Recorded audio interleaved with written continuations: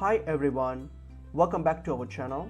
So today in this video I'm going to quickly show you how to make Sandbox in Infinite Craft. So let's get into the video.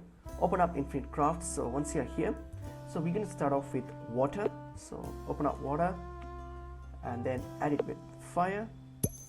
It's going to give you steam, and then steam you're going to add it with fire again, and that will give you an engine. So we're going to leave it as it is, and now we're going to get earth again. So we need an earth, just add it with wind. So add with wind, that's going to give you dust.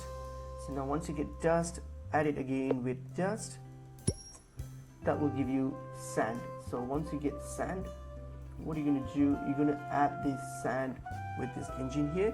So if you add sand with the engine, and boom, that's going to give you Sandbox. So that's pretty much it is. It's pretty easy and straightforward.